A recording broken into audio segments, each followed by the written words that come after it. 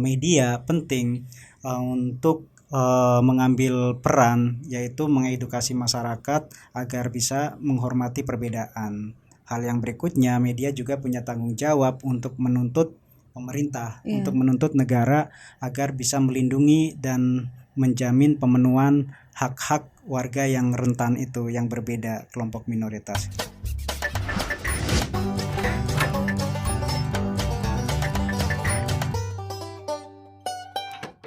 Oke teman-teman, ini Mas Towik dari Serikat Jurnalis untuk Keberagaman. Saat ini sedang berkegiatan di Kupang dan kita culik untuk datang hadir di channel YouTube Kompak Baluh gitu. Mas apa kabar? Baik, bagaimana Ayu juga? Kabar baik. Oke, sehat? Sehat, puji Tuhan sehat. Oke, makasih. Di sini sedang ngapain Mas? Ya, saya Towik Tantowi Anwari, program manajer di Sejuk, Ya. Serikat Jurnalis untuk Keberagaman, bersama dengan Kompak juga dan kawan-kawan di IMOV, Ya. komunitas LGBTIQ di Kupang, menggelar bagaimana anak-anak muda di kalangan komunitas rentan bisa lebih sadar dan punya sensitivitas untuk mengembangkan media alternatif seperti podcast ini, atau mungkin juga bisa dikembangkan media-media yang mereka punya, media sosial, untuk menyuarakan isu-isu keberagaman dan perdamaian. Sejuk itu kan Serikat Jurnalis untuk Keberagaman. Kenapa harus media bicarakan tentang keberagaman? Ya, ini berangkat dari situasi di mana masyarakat di Indonesia dari tahun ke tahun itu cenderung tidak toleran terhadap perbedaan. Fakta keberagaman di masyarakat kita tidak mendapatkan penghormatan, tidak mendapatkan hak-haknya, bahkan sering mengalami diskriminasi dari pemerintah baik pusat maupun pemerintah daerah lewat kebijakannya ataupun aturan-aturan yang ada. Maka media penting untuk mengambil peran, yaitu mengedukasi masyarakat agar bisa menghormati perbedaan. Hal yang berikutnya, media juga punya tanggung jawab untuk menuntut pemerintah, untuk menuntut negara agar bisa melindungi dan menjamin pemenuhan hak-hak warga yang rentan itu, yang berbeda, kelompok minoritas. Kira-kira seperti itu kenapa media menjadi penting. Tapi Mas, ya untuk kayak media itu kan penting juga untuk menyuarakan tentang keberagaman. Tapi kan masih banyak media yang takut untuk menyuarakan keberagaman gitu. Itu bagaimana tuh? Ya, isu keberagaman ini kan isu yang sangat sensitif. Dampak terjauh dari pengalaman kami mengadvokasi atau mendampingi teman-teman untuk menyuarakan isu keberagaman lewat medianya adalah ancaman-ancaman. Terus juga ada mendapatkan kekerasan. Nah, terlebih di daerah yuk. Kalau di daerah itu karena sangat dekat ya antara jurnalis atau media dengan masyarakat, ya, maka ancamannya semakin besar juga. Itu kenapa kalau di daerah itu lebih khawatir, lebih takut untuk menyuarakan isu-isu keberagaman.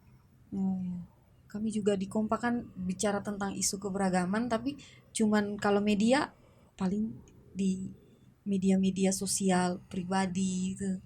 Pernah bekerja sama juga dengan media kayak media-media jurnalis gitu, tapi kayak mereka juga masih sedikit takut ya untuk bicara tentang keberagaman, apalagi menyangkut tentang LGBT IQ itu. Tapi Sejuk sendiri apakah hanya bicara tentang jurnalis itu cuma bicara tentang keberagaman, atau dia bicara tentang kemanusiaan lain gitu? Iya, sebenarnya bicara keberagaman itu bagian dari memartabatkan manusia. Karena identitasnya manusia sering dan banyak sekali mendapatkan perlakuan yang tidak adil, bahkan persekusi.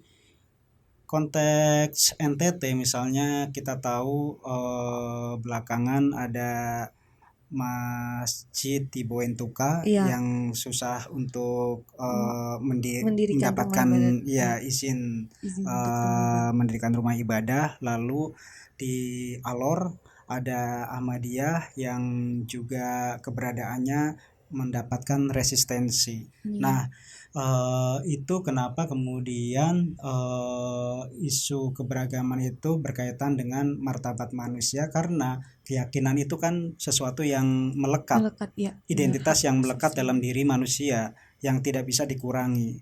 Tapi faktanya karena berbeda, karena juga dianggap menyimpang, Menyimpang. kemudian mereka martabatnya itu dikurangi, dibatasi, bahkan kayak mubalihnya ini di Alor akan atau sedang mengalami intimidasi, disuruh keluar dari Alor. Hal-hal yang seperti itu sebenarnya kan banyak terjadi di komunitas yang lainnya juga, Ya, bukan hanya teman-teman Ahmadiyah, teman-teman Muslim di NTT, termasuk juga kita tahu ada kawan-kawan disabilitas. ya, benar. Jadi keberagaman juga termasuk keberagaman dalam apa namanya Perbedaan. perbedaan, ya perbedaan dalam mendapatkan akses hak-hak publik, akses apa namanya pelayanan publik gitu. Yang sementara ini kita tahu bahwa ada undang-undang disabilitas tahun 2016, tapi sejak 2016 sampai sekarang hampir bisa dikatakan teman-teman disabilitas itu, contoh misalnya ya, Ya, disabilitas tuli, apakah di NTT menyediakan sekolah inklusi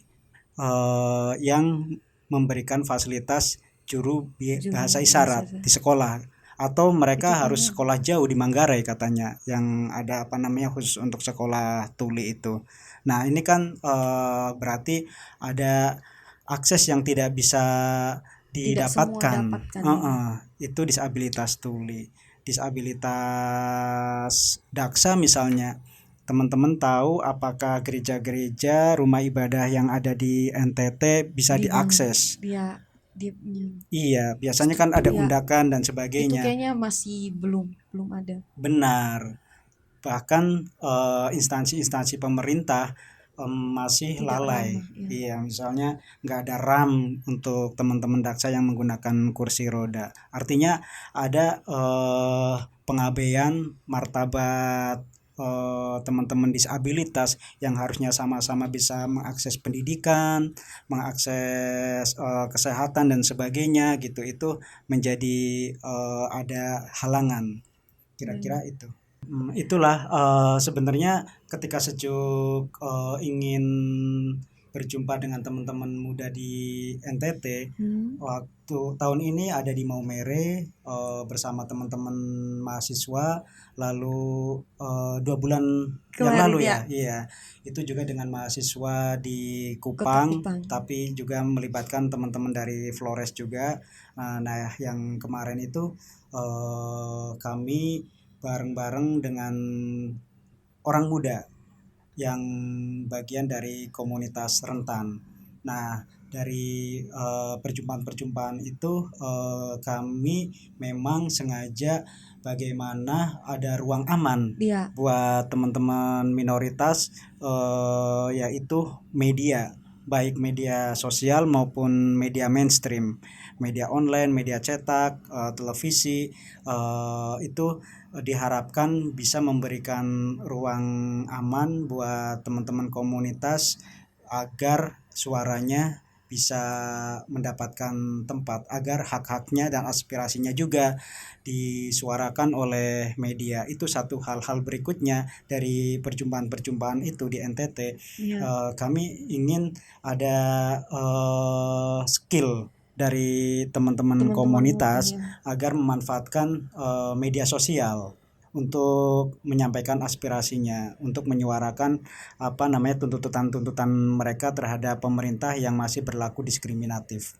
Itu kira-kira ketika melihat NTT awal, kami ingin mendapatkan cerita-cerita baik Iya. Tentang keberagaman yang mungkin kalau kita melihat kecenderungan dari laporan tahunan seperti Setara Institut Iya. misalnya, atau lembaga-lembaga penelitian yang lainnya, itu kan NTT cenderung lebih baik, Lebih baik ya. tingkat toleransinya itu lebih tinggi. Maka kami ingin membawa cerita-cerita baik itu ke wilayah Indonesia yang lainnya, terutama Indonesia Barat, bahwa ada misalnya ketika ke Maumere kita mendapatkan fakta transpuan itu bisa bergereja. Transpuan itu bahkan bisa ikut dalam liturgi, ikut dalam pembacaan-pembacaan doa yang itu masuk dan naik ke mimbar. Iya. Nah, itu jarang terjadi di wilayah Indonesia Barat, bahwa mungkin kita ada cerita tentang pesantren waria, tapi kita juga tahu di Jogja itu pesantren waria pernah diusir, pernah dipersekusi. Kita juga pernah dengar ada satu gereja yang memberikan tempat untuk teman-teman LGBTIQ. Tapi apa yang mereka lakukan itu tidak seterbuka seperti di Maumere.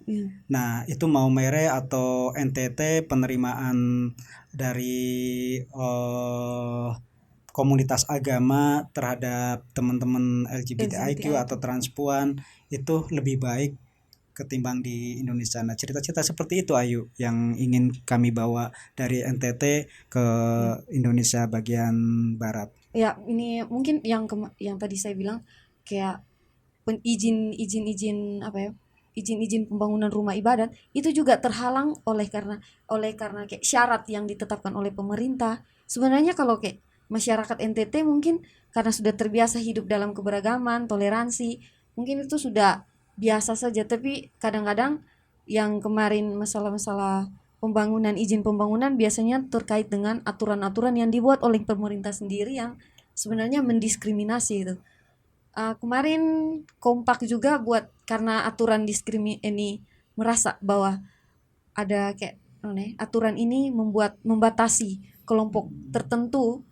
Kemarin kompak juga bekerja sama dengan pemerintah kota sehingga menghasilkan peraturan peraturan wali kota tentang fasilitasi pendirian rumah ibadat. Itu juga salah satu kayak contoh untuk cerita baik yang mau diceritakan di keluar, kayak disebarkan untuk Indonesia di bagian lain gitu. Ya, menarik itu. Kompak punya inisiatif membangun kerjasama antara masyarakat sipil dengan pemerintah daerah, terutama pemerintah kota, untuk membuat alternatif, untuk membuat opsi yang lebih memungkinkan supaya semua kelompok keagamaan yang minoritas itu, yang tidak banyak itu, bisa mendirikan rumah ibadahnya. Nah, cerita-cerita seperti ini kan penting ya Hiu. Kompak dengan inisiasinya penting untuk disampaikan ke masyarakat di Indonesia bagian barat, karena korban dari aturan perber atau peraturan bersama Menteri Dalam Negeri dan Menteri Agama tentang pendirian rumah ibadah itu kan syaratnya 60-90 dan itu diserahkan ke masyarakat. Jadi kalau Ayu atau teman-teman tahu, beribadah atau beragama itu kan hak. Ketika hak, harusnya negara itu tidak boleh tidak, itu harus memfasilitasi. Nggak perlu ada syarat-syarat yang justru diserahkan ke masyarakat. Nah, 60-90 kan diserahkan ke masyarakat.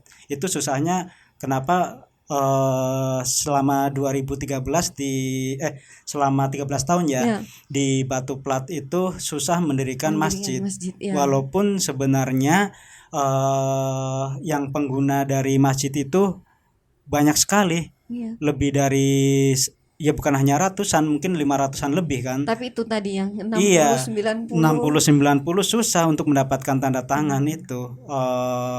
Itulah apa namanya, pada prakteknya mungkin pemerintah mencoba untuk memfasilitasi dan memberikan aturan yang katanya lebih memudahkan Memudahkan gitu. tapi ternyata memberatkan. Benar, itu.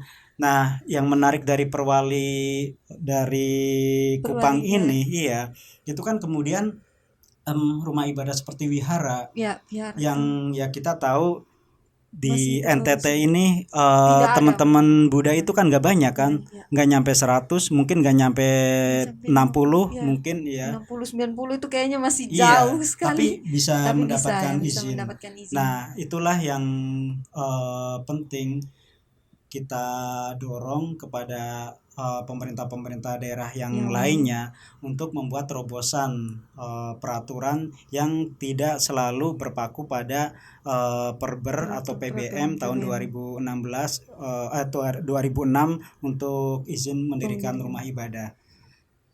Menarik dari apa yang terjadi di apa namanya praktek di Kupang ini, di kota Kupang, walaupun memang ini bukan cerita terbaik ya, tapi ini Ya, cerita ini baik gitu cerita karena baik. masih berdasarkan juga perwali itu aturan 60-90 tapi difasilitasi Difasilitasi. gitu. Mas, saya ada lihat bajunya. Oh, Kayak keren gitu, giving giving voice voice to to the the voiceless. voiceless. Itu artinya apa tuh? Ya, tadi panjang lebar kira-kira apa yang dilakukan Sejuk dengan jaringan-jaringan medianya, jaringan jurnalis dan teman-teman komunitas minoritas agama, minoritas gender, minoritas keyakinan, minoritas etnis, termasuk juga disabilitas dan seksualitas, LGBTIQ. Ini penting untuk disuarakan hak-haknya, aspirasinya yang selama ini dipinggirkan, yang selama ini disingkirkan oleh kecenderungan masyarakat kita yang intoleran dan pemerintah yang juga diskriminatif. Nah, penting media punya peran untuk memberikan ruang aman terhadap komunitas-komunitas rentan ini. Hal yang lainnya tentu saja mendorong anak-anak muda lewat tagline Giving Voice to the Voiceless ini agar punya sensitivitas juga bahwa ada kawan-kawan, ada saudara kita, ada sesama anak bangsa yang tidak seberuntung mungkin kita gitu. Bisa mendapatkan akses mudah, KTP juga mudah, tapi bagaimana Marapu ketika membuat KTP susah, lalu di Sumba ya, Sumba Timur dan Sumba Barat yang di sana banyak penghayat atau penganut agama di ya kepercayaan di Sumba Timur maupun Sumba Barat sulit untuk membuat KTP. Kalaupun mereka bikin KTP itu harus dengan ikut agama 6 pada saat itu. Iya. Nah, tapi sekarang kan sudah ada ya lewat keputusan MK. Mungkin mayoritas sudah mendapatkan KTP. Nah, dengan apa namanya tulisan penghayat kepercayaan mungkin ya, kepercayaan terhadap Tuhan Yang Maha Esa. Tapi kita tahu nggak semua masyarakat, nggak semua birokrasi ketika tahu di KTP-nya, oh bukan Kristen ya, oh bukan Katolik ya gitu, berarti beda dengan kami gitu. Nah itu kan bisa mendapatkan diskriminasi juga ya, karena ya mungkin teman-teman juga tahu di beberapa kota besar mulai masyarakatnya itu toleransinya rendah sekali. Misalnya membuat kos-kosan itu harus ini hanya kos-kosan muslim. Untuk ada juga hanya untuk perempuan saja atau untuk laki-laki saja, tidak terima. Kemarin saya ada sempat lihat postingan ini hanya tidak terima transgender tuh. Ya, itu juga nggak menerima LGBTIQ semacam itu. Nah, bagaimana kalau ternyata ngelihat KTP bahwa itu transpuan, tapi di KTP-nya identitasnya yang Laki-laki. gendernya atau seksnya itu laki-laki misalnya. Nah, itu Itu problem admin kita seperti yang dialami teman-teman penghayat kepercayaan seperti Marapu, ada Jinitiu ada juga di oh di sini Sabu. ya, oh di Jinitiu di Sabu, Sabu ya. oh iya, ya mungkin MK mempunyai apa namanya keputusan yang ideal gitu, tapi dalam prakteknya apakah Masih jauh. itu ayo tantangan-tantangan di masyarakat kita yang ya melihat misalnya apa identitas itu yang berbeda itu masih penuh kecurigaan, masih penuh kebencian. Keren. Ya. Mungkin masih banyak yang kita mau bicarakan Mas, tapi kayaknya hal-hal baik kita masih bisa lihat, masih bisa dengar di akun Instagramnya Sejuk. Itu terlalu banyak postingan-postingan baik. Terus di Kompak juga punya postingan-postingan baik. Mungkin teman-teman kalau penasaran dengan kerja-kerja baik apa saja yang dilakukan oleh Kompak ataupun Sejuk, monggo silakan kunjungi Instagram Kompak. Terus Mas nih Sejuk juga punya podcast ya? Ya, ada Mungkin Rujuk namanya namanya podcast. Rujuk Podcast. Teman-teman itu bisa diakses melalui Spotify. Jadi kalau teman-teman mau mendengarkan tentang keberagaman, cerita-cerita baik, teman-teman bisa kunjungi juga di Rujuk Podcastnya teman-teman Sejuk. Mungkin terima kasih Mas. Ya, terima untuk kasih semuanya. Ayu. Salam buat teman-teman Kompak. Perjuangan untuk menyuarakan hak-hak dan aspirasi kelompok minoritas di Nusa Tenggara Timur semoga selalu dengan gairah dan semangat yang tinggi. Kami orang muda selalu semangat dan selalu bergairah untuk menceritakan tentang keberagaman. Dan Mas Toik, terima kasih banyak untuk Sama-sama. waktunya. Mohon maaf karena kami sudah culik ke podcast Kompak. Mungkin di lain waktu kita bisa bercerita lagi. Ya, terima kasih Ayu dan teman-teman Kompak. Salam sehat untuk kita semua. Dadah.